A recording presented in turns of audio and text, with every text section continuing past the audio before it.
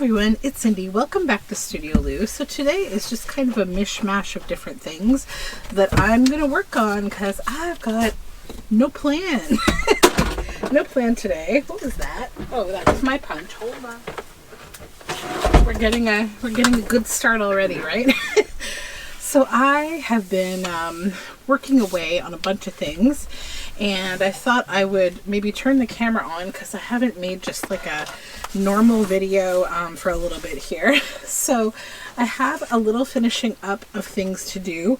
I am making this journal card with these are Adam's Family paper dolls that I illustrated some time ago, but I want to add them onto this journal card for a project I'm working on.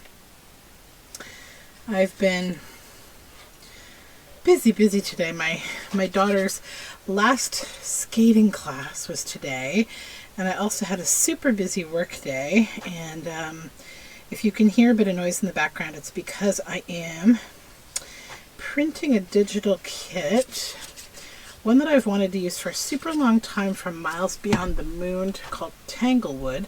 And Miles Beyond the Moon is on Etsy, of course. I want to use the Tanglewood kit in this beautiful book, The Broad Highway. So I just decided tonight on like what journal I want to make next. I just kind of chose from my big stack of vintage books and then went over to my computer, and I knew I have some kits from Miles Beyond the Moon that I wanted to choose one to use because I really love Mary's work. So I think I'm going to do that. They're going to get matched up and become something lovely. Let's do a little inking here. So I hope you guys are all well. I've just been, like I said, non-stop busyness right now. It's just, I guess that's summer for me right now, and I'm in the middle of transitioning between like the programs that my kids have been enrolled in, and they're ending, and now there's new ones starting, and it's just a lot. So this book, The Broad Highway, is beautiful. It's he who mine heart would keep for long shall be a gentle man and strong. And it's got this like necklace type thing. I mean, it's just a really pretty book. And the kit that I'm using in it is sort of I want to say it almost has like a bit of a woodland theme, but it's not just woodland. Like, I'll show it to you when it prints. It's printing very slowly. My printer every now and then decides that it just wants to go slower than normal. Look at that lovely, yummy bit of spine. I will keep that over here. So, yeah, it's just kind of puttering along. So we'll prep the book, because that would be good. Let's get rid of all this. I'll keep that too. You know, I'm a book spine remnants troll, and I have to keep all of all these bits and bobs. So yeah, my daughter has been today spending a lot of time with her microscope. My parents bought her this really cool microscope that has like a digital screen above it, so you can see like really good, big, high quality images of whatever you're looking at, and she's really enjoying playing with that. We found so my studio is in the basement of my home, which gives me loads of space, but not a lot of light. And it's also an attractor of all things, like, you know, if there are insects, normal insects in your home, like things like spiders, centipedes, they hang out here with me. So both of those are actually good bugs to have in your house, because they get rid of any other evil bugs that you don't want in your house. So from time to time we find a centipede, but mainly we just find these little bitty spiders that we sometimes, they're almost they look almost like a daddy long legs, but a little smaller, and they're almost like a very glassy light color. I'm not exactly sure what kind of spider they are, but they're very harmless, and I kind of like having them. I have this sort of Charlotte's Web kind of relationship with them, I guess. I don't know. They're very nice little spiders. They don't bother me at all. And a few years ago, managed to get over my fear of centipedes. So I used to be very, very terrified of them, like, because I always get creeped out if, like, they run over my feet or anything like that. I really don't like that. But I learned a few years ago from this lovely guy that I met online. He's like a young person. I won't mention his name, but he's an entomologist, and I met him through, like, a Facebook group about something totally unrelated to entomology, and we kind of hit it off. And you know, I really enjoyed his entomology, like, knowledge that he would share, like writing he would do for, at the time I think he was getting his degree, and he was doing a lot of studying and learning and sharing that info online. And I remember one day I had like this horrible experience of a centipede like running across my foot, and it totally freaked me out, and I was joking about killing it, but I didn't actually kill it. It got away. I think I wanted to kill it, I will not lie. And I think I have killed them in the past for sure. I just have a freak out kind of reaction. But then he said something to me, and I can't even remember what it was, but, like, you know, it was essentially, without being too rude, he was saying that it was disappointing behavior from me, you know. And, you know, I think when things like that happen, we can do a few different things. We can react in a few different ways. We can get offended, we can get upset, we can take it personally. But I didn't do that. I sort of stopped and I went, because, you know, he had already impressed upon me what a lovely person he was. So I felt kind of like bad that I had let him down. What year is this? 1911. So it made me kind of stop in my tracks and think about things from the perspective of someone who, you know, I knew was a super kind person and I had developed a friendship with, and that, you know, he was disappointed because bugs are his passion, and he spent a lot of time trying to educate people, much like many people I see online that do the same type of education as it relates to snakes, and not killing snakes because they're usually harmless. So I said, you know, I think I owe this person a bit of an apology, but not necessarily just an apology, but, like, I guess a promise that I can do better. So then I just decided that that's what I would do. I would do better. I would not kill another centipede, and I would be a little bit less reactive about it, and like, I do what I had to do to, like, not do that again, because it did make me feel kind of like garbage that I did that. I'm not gonna lie. So I now have done a lot of research on the house centipede. They're completely harmless, and they're actually good to have in your home. They typically are attracted to coming indoors because they like warmth and they like moisture. So you'll often find them in bathrooms or basements. And they're good because they will eat things like sow bugs that also find their way into your house. And they can be slightly destructive, little sow bugs. They're not the roly-polies, they're like the flatter kind of bug that looks a little like a roly-poly. I mean, they're not like super bad for your house, but they can be. They've been known to get underneath like limestone or brick, and like they will kind of congregate. If there's a hole there, they'll get into it and they'll congregate and make it bigger, and they can kind of impact your house's brickwork or foundation if you're not careful with them. So the more reading I did about the centipede, the more I learned how awesome they are. So now I definitely never ever hurt them. I just let them kind of do their thing. I don't see them very often, but every now and then one does pop up in my studio here. And I'm not like feeling like I'm having a jump scare anymore when I see them. I'm just looking through the contents of this book now to see if there's anything I would want to keep, but I don't think so. All of the images are like men fighting each other. All very fierce. I don't think that's the kind of thing I want, but I'll probably keep the book itself just as a glue book, because somehow I have a lot less glue books than I once did. I know I got rid of a bunch, but I'm just looking to see if there's any like verses. I see some verses, but they're probably like weird.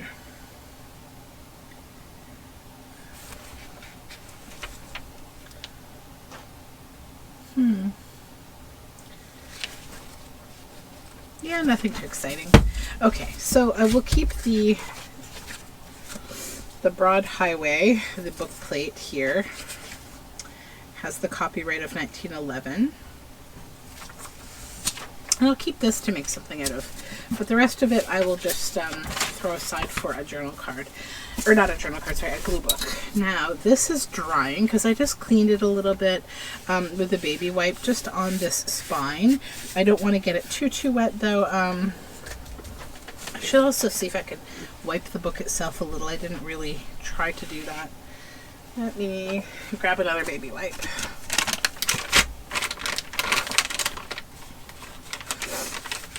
There we go.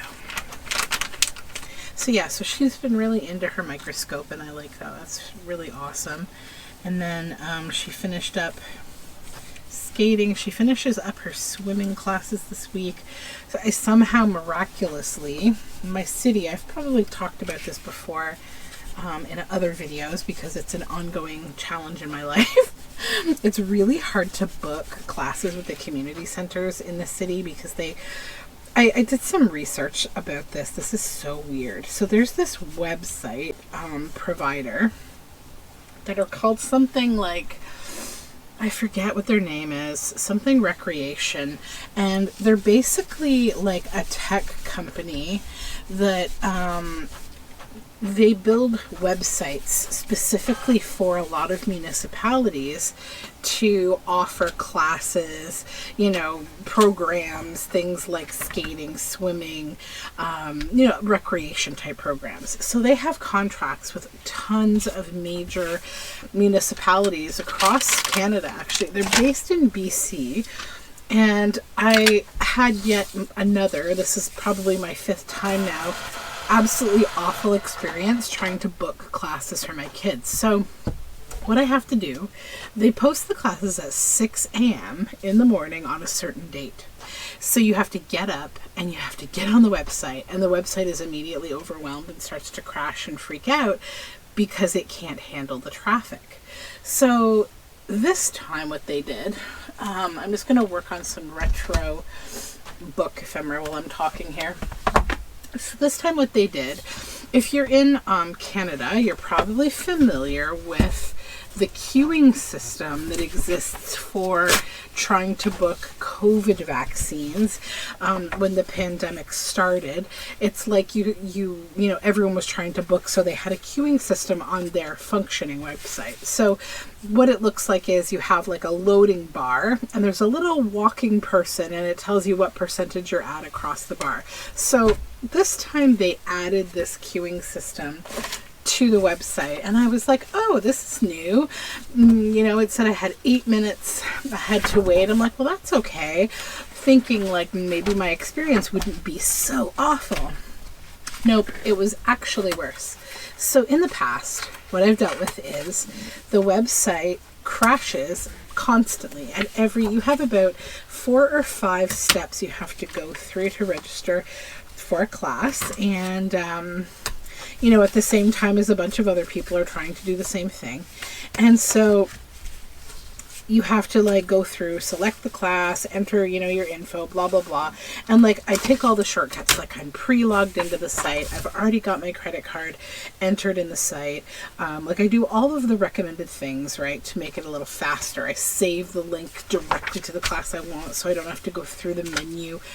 But the website still is a garbage can. So now they've just added this queuing system to it, which literally just takes longer now. It's just worse. So that being said, I was successful in getting her classes that I wanted to get this time.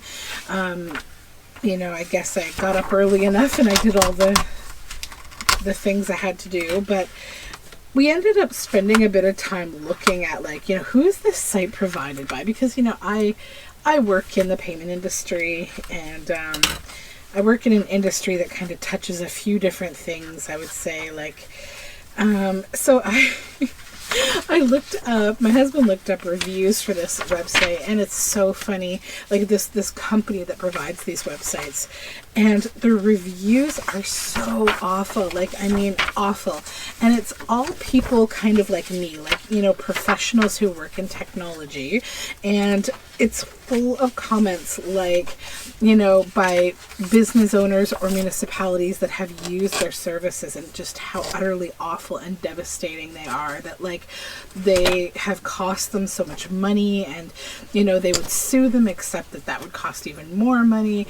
And, you know, they've had all sorts of issues with things like people who register for something and then it doesn't ever register them, or, you know, it registers them, but then they don't get invoiced correctly, and they haven't paid, and so the businesses are taking a hit. I was like, wow, this is worse than I imagined. Like, holy cow. So, you know, it's a really awful website that has been in business for way too long. And, you know, the thing is a lot of government contracts are ridiculous. Like, they're negotiated for way too long. And then government, like, they get locked into these nonsense type clauses, and everything in government anyhow, it runs very slowly and very inefficiently. So, yep, I was kind of dumbfounded. Like, there was one person who'd written, I just want to quit my day job so that I can fix this website, and then I'll go back to my day job. Like, I'll get hired by this company to fix this, and then I will go back to my day job. So I'm looking through this Care Bears book, and what I'm noticing is there aren't a lot of Care Bears, like a lot of pages that have Care Bears. So what I think I'll do is I'm going to disconnect the ones that do have Care Bears, which is what I'm looking to put in the book. And the ones that don't, I'll sort of decide if there are worthwhile pages or not. But I'll use the ones that have kind of Care Bear specific content in them. And the ones that tear apart, I'm going to just use them as ephemera. Let's see. Nothing particularly Care Bears with any of those. Anything here? Nope. Nope. This one does, yeah. Okay.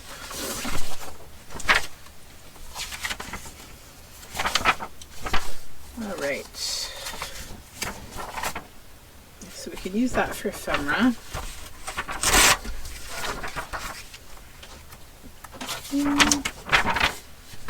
And this one. Okay. Let's see here.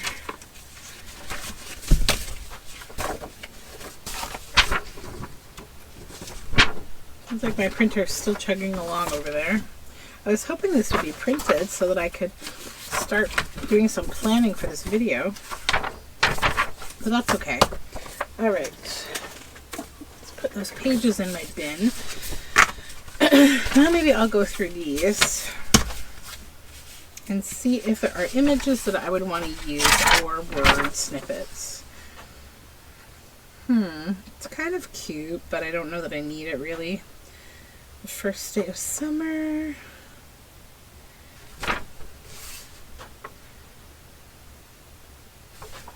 Nothing really there.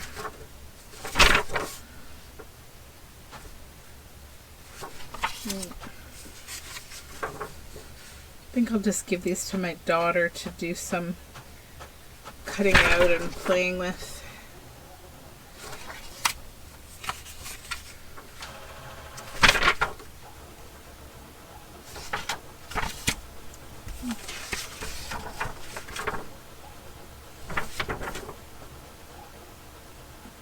It's a cute illustration.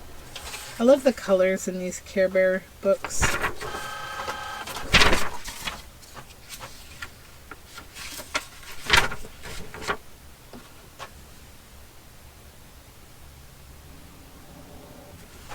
think maybe I'll just take this little bit that says a wishing star, because that's a nice little snippet of writing.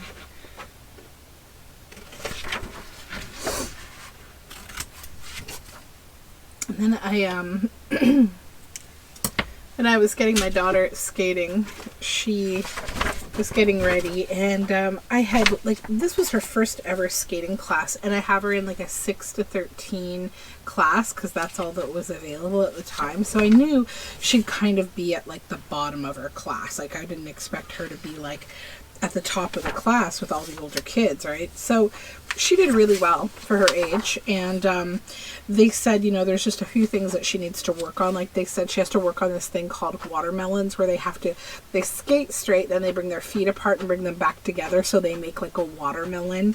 And they said, you know, have her work on that. And then the only other thing she really seems to struggle with a little bit is backwards skating, but they said that's kind of it's kind of like early, you know, like it's hard for little kids that are just learning. So what they told me is the little kids that take that level of skating that I put her in, they usually do it 2 times before they move to the next level. So he told me that, you know, the next level would require more backwards like skating. So he said, you know, you can go ahead and put her in, but like I would recommend that, you know, she repeat this level again. And I said, yeah, I agree. I'll put her in this level again. It makes sense. Because, you know, it's not like I'm trying to like raise some kind of champion skater at the age of 6 or something. I'm not one of those people. I'm going to make stationery with this, I think. So I was totally cool with that. And I was just, you know, getting her report card, and all the other parents were getting their report cards for their kids too. And then I came around to where we wait for the kids to get out of their class, and this one mom came up to me, and her son, I think, is like maybe 8, and he was in the same class with my daughter.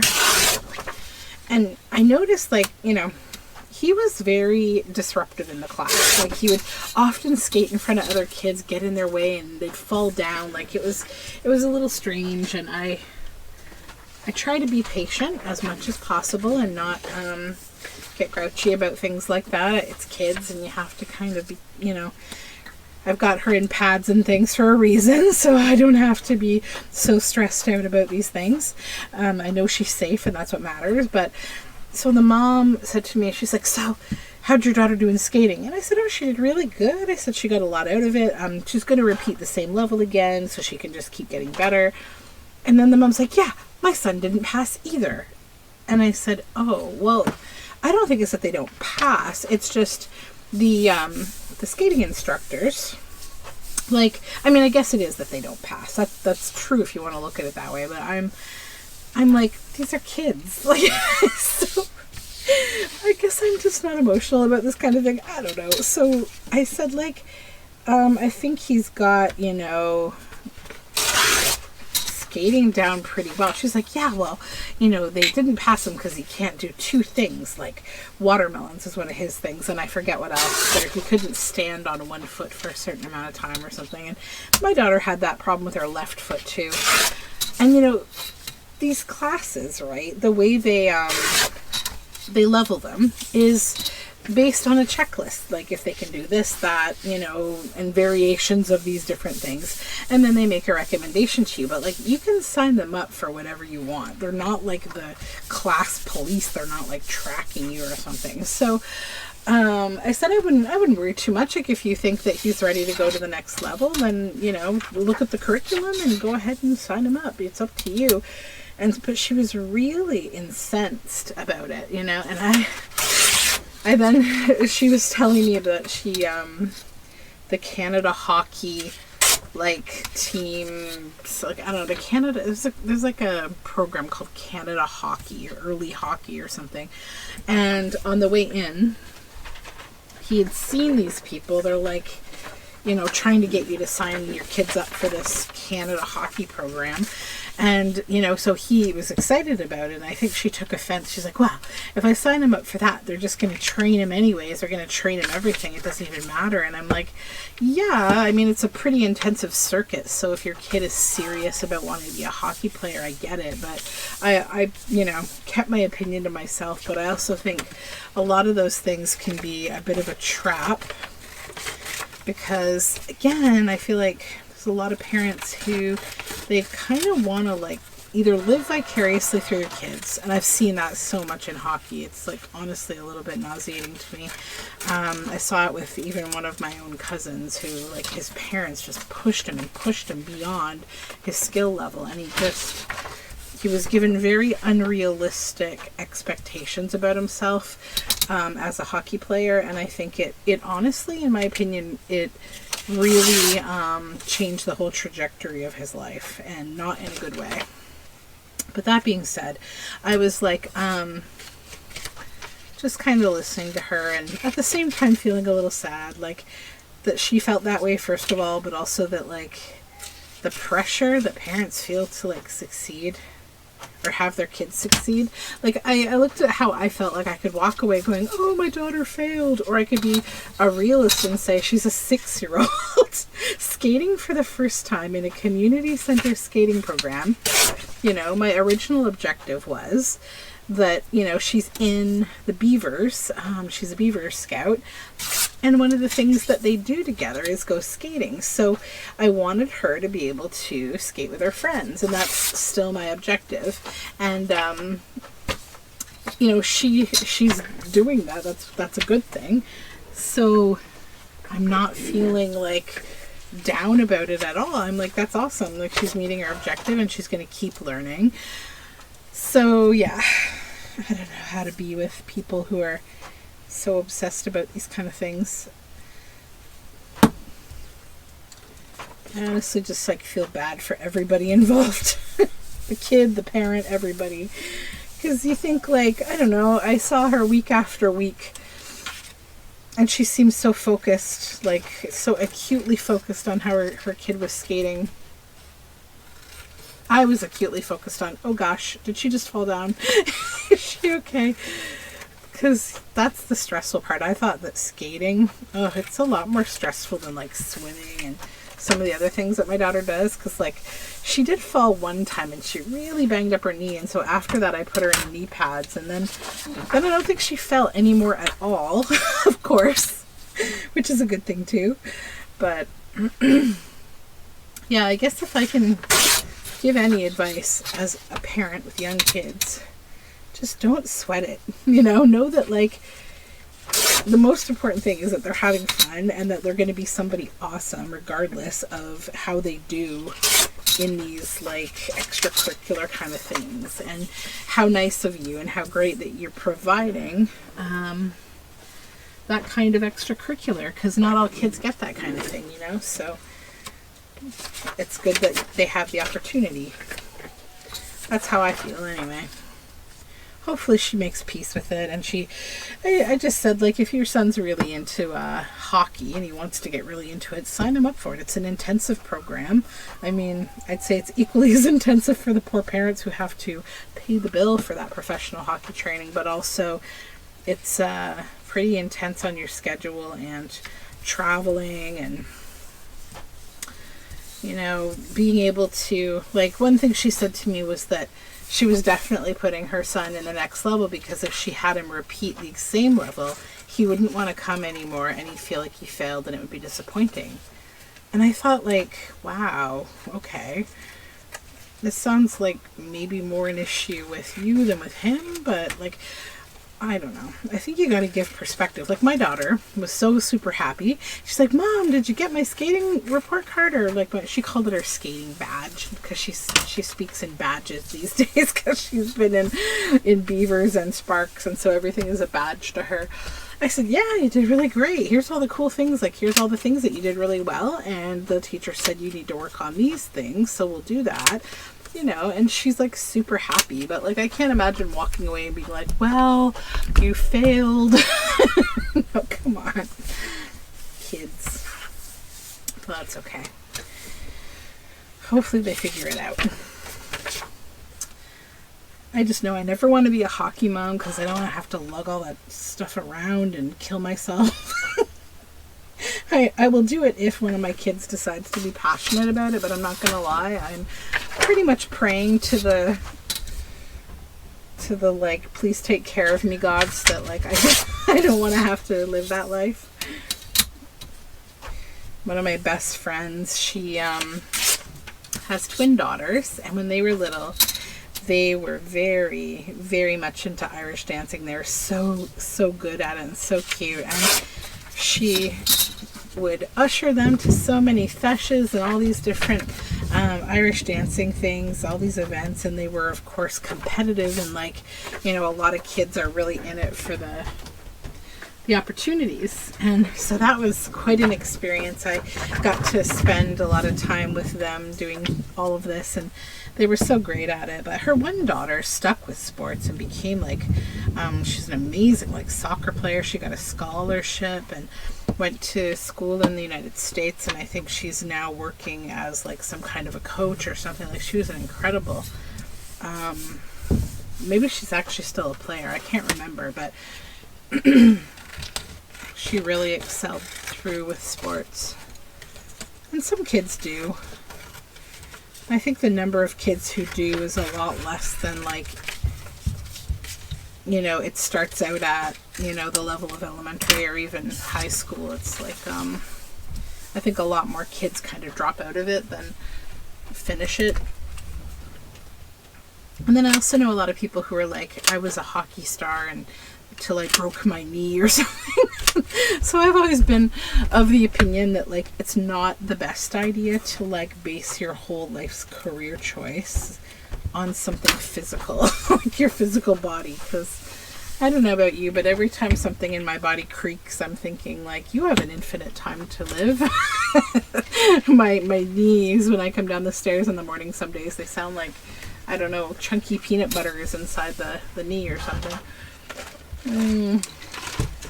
But that's okay. I had this, I had a doctor's appointment this week with she's a rheumatologist. My doctor's super into getting me like access to everything. She's a really good doctor.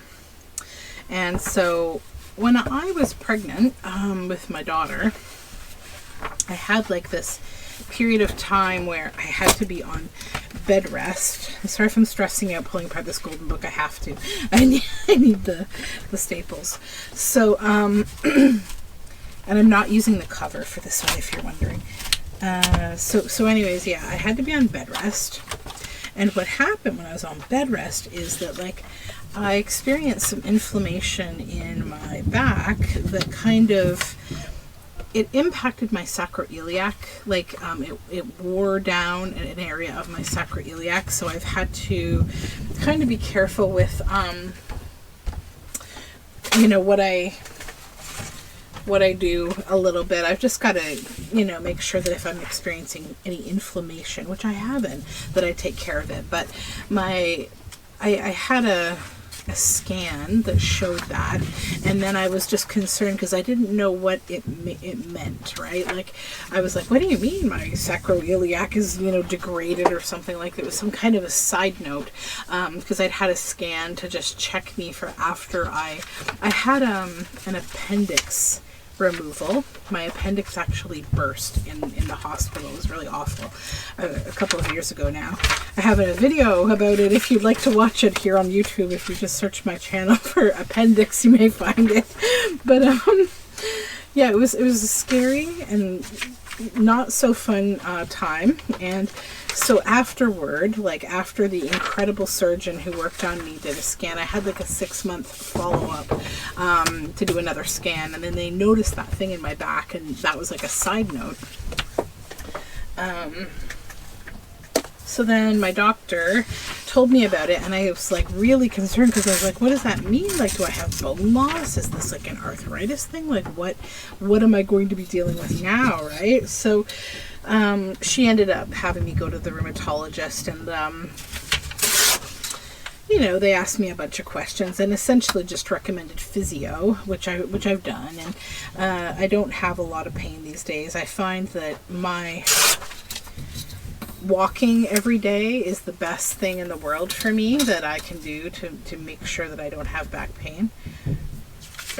But for a while they were concerned, like they mentioned this condition. What is it called? I can't even remember now, but it's like a genetic condition that, like, over time your joints kind of harden up almost like bone. And so at the time my doctor was like, oh, I want to check you for this because, you know, we just need to make sure, whatever. But the way that she said it was a lot more, I'm going to keep this little word snippet. It was a lot more like scary to me because if I had it, I would have, it was, what was it called? I can't remember the name of the condition. I feel so silly. But yeah, I went online like we always, you know, do when we're freaking out about some health thing. And, I mean, the prognosis is not so great as you age and what happens to your body. And so I was really scared for years about that as I navigated through, like, you know, checking. I had some genetic testing to see, and then it's all negative. I'm fine, but like it was really scary. So ankylosing spondylitis, that's the name. So like when I had this result, my doctor was on maternity leave and she had this other doctor filling in for her, like who was a wonderful young, like, doctor who just, I guess, like, kind of finished her whole, you know, school training, all the years of being in a hospital doing all those, you know, on-call shifts and all those horrible overnights and all that stuff so that she could finally start her own practice. And so she started out her practice with a year of taking on my doctor's, like, patient load while she was on mat leave. So you know, she said to me, she's like, oh, Cindy, you know, your doctor said, she called me about your file and she wants me to have you checked for ankylosing spondylitis. And she said it so casually, and I was like, okay. Like, I think my doctor might have been a little more gentle in her delivery of such a thing, because she knows me. I get, like, a lot of anxiety. Like, she always has her staff say to me, like, just let her know that everything's okay. I just want to talk to her. This is standard, like that kind of thing. But I think she doesn't necessarily do that because I express anxiety. I think that's just her manner. She doesn't want people to worry too much. So, hello. Hi, Mama. What you doing? Are you sure you're okay if I'm talking this way? Yes, you're fine, dear. What's up? How about you hang out with me upstairs? I will do that just as soon as I'm done here. Okay? Spinach. Can I try? Let me try what? This, of course. I'm almost done. I'm almost done. Sorry, I just have a little one here. Okay, so let's, thank you. So let's just finish cutting this out. Okay. So now we have some Lady Lovely Locks ephemera. That'll be cute. I think I will round the corners here. Round the corner.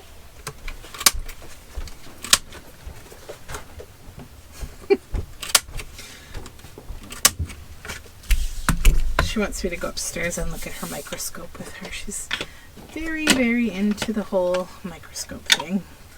Just going to go around the corners with a bit of this. Just going to use the ink pad directly because I don't know where my little inker is for the blue. I think it's behind my glue jar somewhere. But yeah, ankylosing spondylitis, super terrifying condition. Very glad that I don't in fact have it. But my doctor just likes to be very thorough.